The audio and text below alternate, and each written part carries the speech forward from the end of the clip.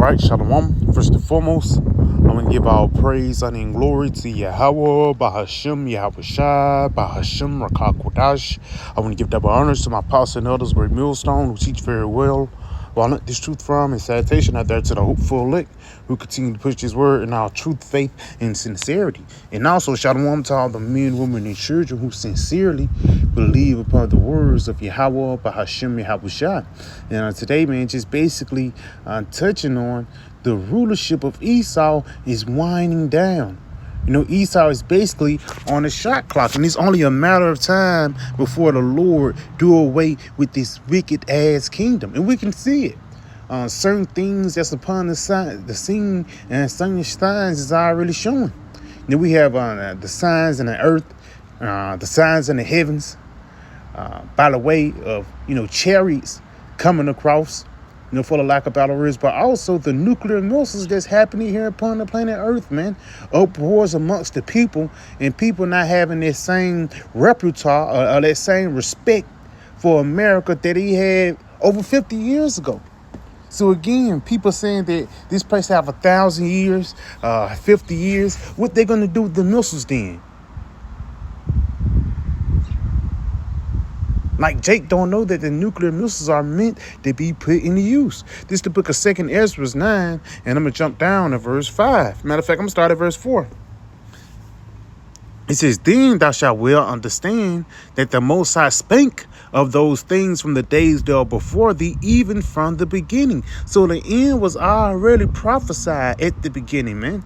Enoch, he prophesied about the times of Yahweh Shai, and even what it is, I think it's Isaiah 42 and 8, Isaiah 49 and 10, something like 48 and 10 or 42 and 9, how the end was written about from the beginning. So everything is pretty much predestinated, and you trying to put a time on it is basically saying you have a one up on the Most High. When even Yahweh Shai don't know what time the Lord is going, don't know what time that He's going to come, but He know His specific season. For lack of better words, when it's summer, you're not going to wear a leather jacket. When it's winter, you're not going to wear shorts. And it's the same thing when it comes into the return of our Lord Yahweh Shai, man. It's a certain spirit, not only that the men of the Lord are going to be in, but the people upon the planet Earth is going to be in the same spirit in the times of the end. In the back there, look why it says, like, as the days of Noah were, there was eating, drinking, marrying, and giving into marriage. Basically, a lot of people is in there, they don't give a fuck spirit. But you're going to give a fuck when the rain start to come, when Jacob's trouble start to have an effect, man. Whether it be in the form of a famine or whether it be in the form of a chip.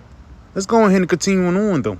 It says, "For like as all that is made in the world had the beginning and an end, and the end is manifest." And we can see that the end of Babylon is bubbling up. We know that America cannot come back from the wickedness they have done. All of a sudden, the Lord going to come down upon the planet Earth and forgive George Washington. And all of a sudden, George Washington got a perpetual rulership. No. Actually, it's finna get ready to push forth, man. Ezekiel 25 and the 14th verse is finna get ready to come to pass. And that's one of Esau's biggest fears. That's why he got the doomsday clock, because he know after that this thing pass over, after this wicked rulership runs this course, this guy even knows that after this that he's going into slavery. And our Lord, Yahweh Ba'ashim Yahweh Shai, being a just power, he's not going to jump the gun. No, he's going to let Esau get all this wicked shit out of his system. So when he do come down with fire and brimstone, and Lord willing, we be a part of that number. When we come down with those chains of bondage, for the lack of better words, is going to be justified. This is the book of 2nd Ezra 4, and I'm going to jump down to verse 37. It says, by measure hath he numbered the time. By measure hath he measured the times, and by number hath he numbered the times. He doth not move nor stir them until the said measure be fulfilled. So the Lord, Yahweh Ba'ashim Yahweh Shai, is not going to jump the gun on nothing.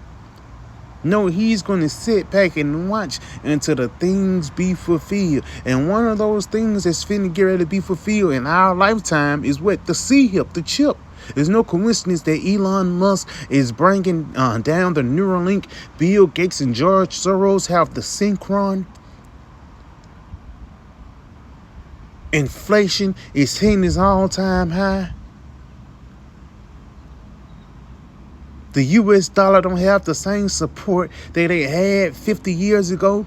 So Revelation 13 and 16 is really being very sea-hippish now, man. It's sounding real sea-hippish, man. Or the Afkeo-ish. But at the same time, the Lord is letting this guy run off his course. Letting him get all these wicked things out of his system. Again, so once all hell break loose, is nothing you can do. Let's get another one. This is the book of Job. Job 14, I'm going to jump down to verse 5. It says, seeing his days are determined, the number of his months are with thee. Because it even tells us in the book of Ezra Salakia. It tells us that in Revelations, the 9th chapter. Matter of fact, let's get that. Because it's a time Esau is going to get out of power. And there's nothing that you can do. Let's get this in Revelations. Revelations 9, and I'm going to jump down.